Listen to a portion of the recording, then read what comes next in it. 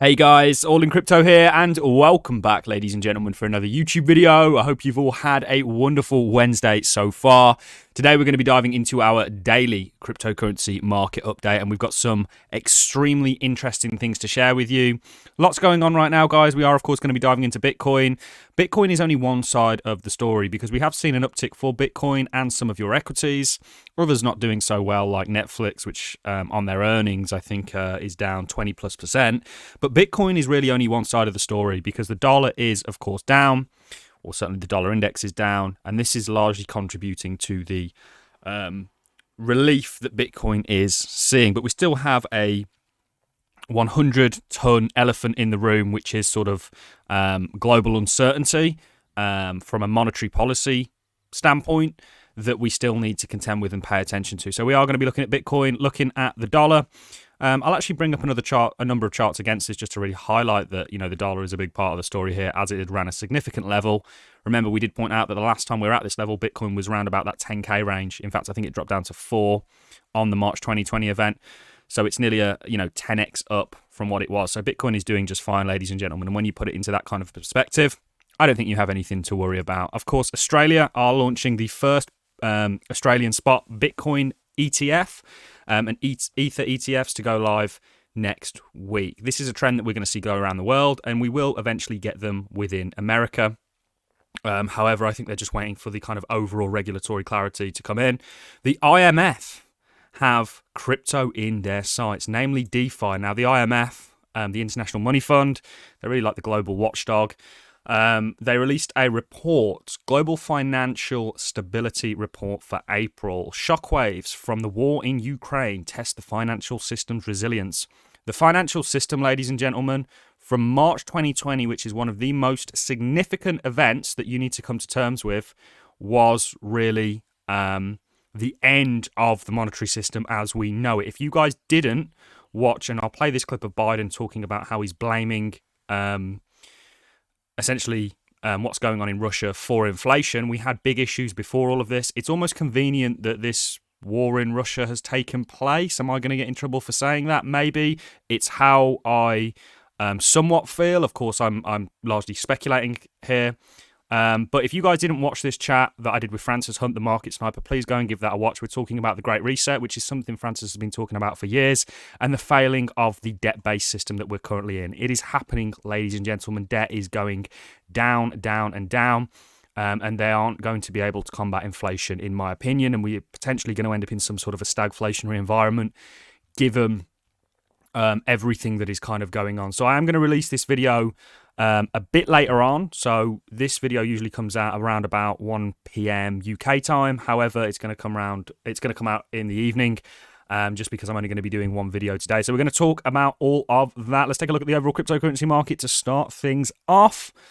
Things are seeing a nice little sort of move to the upside. Relief is really what I'm calling this. I'm still very cautious at the moment, given everything going on. I don't think the environment that we currently have is the breeding ground for a flourishing cryptocurrency bull market, or really, any kind of a significant bull market other than maybe the commodity sector for the short term. The reason being is because our markets, and we've shown you this time and time again, are essentially driven right now by mainly the Federal Reserve and monetary policy and interest rate speculation. And we've seen a huge correlation between Bitcoin and the Nasdaq, and this is still the case. And we could pull up the Nasdaq for you. And when we look at Bitcoin, and we've seen a nice little, we'll drop down the timeframes. We were looking at this MACD because you're essentially doing potentially the similar thing to what you did over here. Your MACD acts in a very similar situation. I think you could see, I'm looking for a return move. We'll drop down the timeframes to your daily 200 moving average. Let's drop this in here. Your daily 200 moving average is what I'm looking at. We're so good at leaving the draw tool on. This is what I'm looking at, a return move up to here, and you pretty much perfectly rejected off it back over here. I'm looking at some sort of a move upwards to sort of potentially I can see Bitcoin continuing on from here, and I'll drop down the time frames to show you why. We held this support, a very surprising move on Monday. We held this support absolutely beautifully. we've got the MACD that I think is going to maybe take us a little bit higher as a result of what's taking place on that. We've held this support beautifully, and I can actually see a return move to sort of your 200-day moving average. If that comes down a little bit, I can see a bump up, and it's what we do there that's going to be really, really crucial. And of course, that's really going to be driven by what the dollar's doing and macro events. And we'll talk about the dollar in just a second. We'll skip to the hourly straight away. I like this structure. You're setting up some sort of a bullish flag, potentially again. If you look at the similarity between these structures, they are very, very similar. And your EMAs aren't your be-all and end-all, but certainly your 20, when you're sort of holding it, it's showing relative strength instead of weakness. And when you're below it and hitting your head against it, it's showing obviously relative weakness. So I'm quite liking what I'm seeing so far. I do think Bitcoin does have a good chance of continuing upwards. It's going to drag the altcoins with them. But remember, there is still this huge macro backdrop. And when you sort of zoom out the time frames, you are still in a very apparent downtrend. And the Fed is actively trying to target markets and the sort of wealth effect, which is, bad for crypto in my opinion. Certainly given the fact that March 2020 was very supportive of markets, the monetary tightening regime that we're moving into is certainly very negative. Certainly whilst they're talking tough. The Federal Reserve have, at this point, as far as I'm concerned, failed, along with the ECB, because it is an inevitability that the house of cards is falling at this point.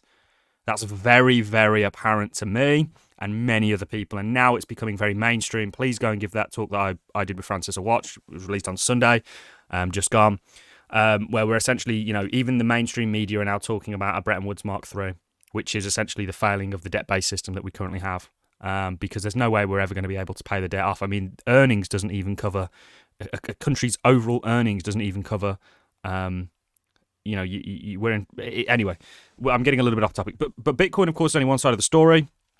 The dollar is seeing weakness. We know the correlation between Bitcoin and indeed the dollar. I'll put the Nasdaq on as well, actually, and I will also drop Bitcoin on to show you the correlation.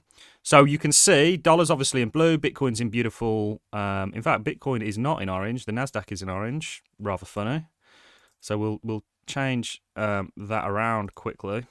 We'll put the Nasdaq in purple, and we'll put Bitcoin in orange. You can see the adverse correlation here. I mean, it's very, very apparent. March 2020 significant event, dollar down, markets up. Now the dollar is somewhat going the other way, and of course it's playing into markets. And you can see, look at the dollar. Dollar's, we'll get rid of the drawings that we put on here. Dollar down, Nasdaq up, Bitcoin up. And also you've got the likes of gold and a number of other things going down as well. So there's a huge correlation here that you need to pay attention to, because looking at Bitcoin is only one side of the story. Let's move on to some of the news articles. And of course, gold is down today as well. I'm looking to actually purchase gold. You can actually buy gold on the blockchain. I'm definitely more of an advocate of, at the end of the day, you want to diversify. I'm mainly all in crypto. It's the name of the channel. It's not just the name of the channel. It's essentially my position. And you can be all in crypto and not risk adverse in the sense that you can, stick with stable coins and farm them and so on and so forth, which we've still got to make a video on, which will come this week, guys. I know I've been saying that for a while. But gold and silver, I actually think may do quite well, given everything going on at the moment and the sort of failing in the monetary system. IMF says capital control powers should include crypto. The financial stability watchdog is the latest to worry that digital assets are being used to evade sanctions on Russia. It's kind of a nothing argument because you couldn't fit the kind of wealth that they would be trying to evade sanctions within the crypto space without it becoming very, very noticeable. What these people often forget, because they publicly seem to have a huge... they publicly seem to not actually understand Bitcoin, although I beg to differ. It's a public blockchain, so you would see these inflows. It would be very, very apparent if you had people trying to hide their wealth within Bitcoin, certainly from those regions. So it's a nothing argument as far as I'm concerned. The IMF Global Financial Stability Report sees complex roles for cryptocurrency. DeFi, decentralized finance, offers a mix of risks and benefits as it forms interconnections with traditional finance and international monetary fund, finds in a new report. This, of course, is the report. I've read the entire report. Lots of interesting stuff. Of course, you do have... I'll play this clip very quickly. And the second big reason for inflation is Vladimir Putin. Not a joke. And the second big reason for inflation is Vladimir Putin. Not a joke. Like I say, there was huge issues before this Russia-Ukraine situation, which is, at the end of the day, guys, whenever there's people losing their lives and having their liberties taken away from them, that's a sad state of affairs. And I am a big fan of your Austrian School of Economics. I'm a big fan of your individuals like Friedrich Hayek, Ludwig von Mises, and also Milton Friedman to a degree.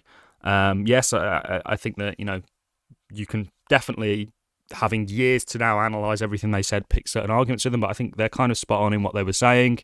And whenever you try and put equality over liberty, you end up with neither. It's a far... you're going to achieve far more equality by putting liberty first and then equality. And they wrote some amazing books. The Road to Serfdom is one that I'm currently rereading. And really it talks about the overreach of government, and that's kind of how we've ended up in the mess that we are in. Government have way too much involvement in our lives. In fact, they essentially dictate to us what we can and can't do at pretty much every single level.